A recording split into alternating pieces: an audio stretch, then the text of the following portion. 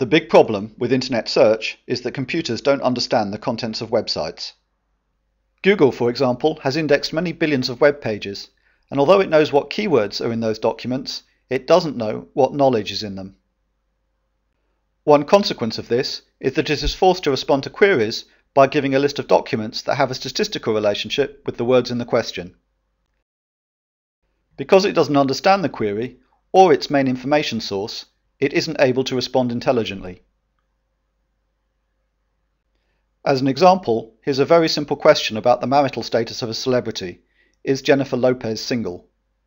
It's a question that's only 4 words long and can be answered using knowledge found on many thousands of web pages, but Google has no chance of answering this, or in this case even producing relevant results. And nor does any other search engine based on web pages. What we've done at True Knowledge is find a way of sidestepping this fundamental problem by developing a technology that represents knowledge in a form that computers can understand. Here's a preview of our beta site. As you can see, apart from a few small differences, the site looks a lot like a search engine, and it can be used just like one. However, because with our technology, the knowledge is stored in a form that computers can understand, when you type in a question this time, you get a perfect inline response. By inline, I mean that the computer has responded directly at the top of the page. You don't need to hunt around in external websites. In this case, our software has also disambiguated from several meanings of the word single and produced a combined response. The important facts used to provide the answer are also displayed, and you can correct or examine them if necessary. And just to prove that the computer has understood you, an unambiguous version of what the computer thinks you have asked is also shown. Another thing to note is that standard web search results are also shown, so that even if the question can't be answered, the user is no worse off than if they had gone to a standard search engine. Here's a quick overview of our architecture. As you've seen, you can type questions directly into a web browser, which are translated into an internal query.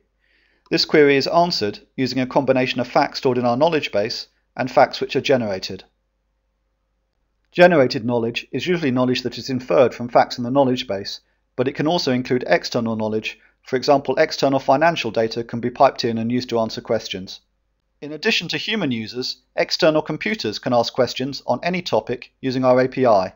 Unlike search engine APIs, our results are given in a structured form that computers can understand and process. Our API will be demonstrated later in this video. Knowledge gets into the system from 2 main sources. The first is external databases which have been imported into our knowledge base, and the second is ordinary internet users who've added knowledge. The integrity of our knowledge is managed by 2 other components. User assessment allows users to remove facts that have been incorrectly or maliciously added, and system assessment automatically prevents facts which are semantically incompatible with other knowledge from being used to answer questions.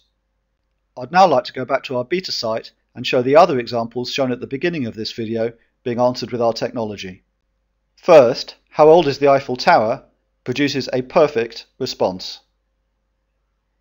Now let's try the time at Google headquarters example. You'll have seen that even the Google search engine can't answer this, and instead gives an article in Time magazine as the top hit. With True Knowledge, you get a perfect inline response.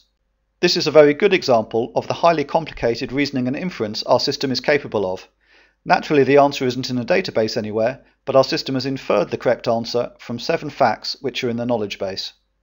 By default, the facts used are displayed in a list, but a detailed reasoning path is also available. As you can see, in this case, it is very long. Our technology is also designed to respond intelligently to the 2 or 3 word questions that people have learned to type into search engines. For example, True Knowledge address can be interpreted as an attempt to obtain the postal address of the company and a perfect response given straight back. Another very common type of search engine query is simply the name of an entity. We respond to such queries by producing an inline profile of the entity in question, determined by its class and populated with knowledge from the knowledge base. Like everything in the system, users can contribute, and they can add new profile templates for any class. Users can add knowledge to the system just by typing facts in plain English into the website.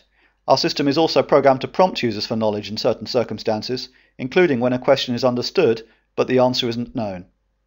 Here's a simple example. As you can see, the system has understood the question but cannot answer it. By clicking on the link, the user can add the missing knowledge.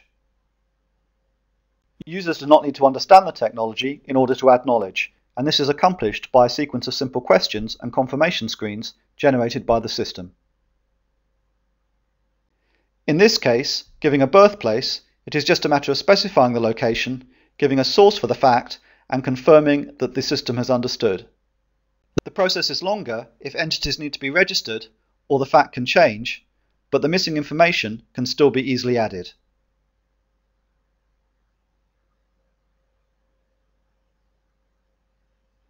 Now that the missing knowledge has been added, the original question is now perfectly answered. I'll now briefly demo our API.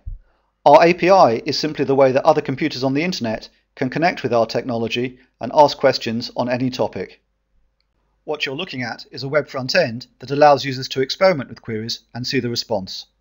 The query on view corresponds to the question, "What time is it in West Sumatra?" It is easy to imagine an automated scheduling system using queries similar to this to organise a call between people at different locations. Once a time had been set, it could send them an email giving a local time to call in.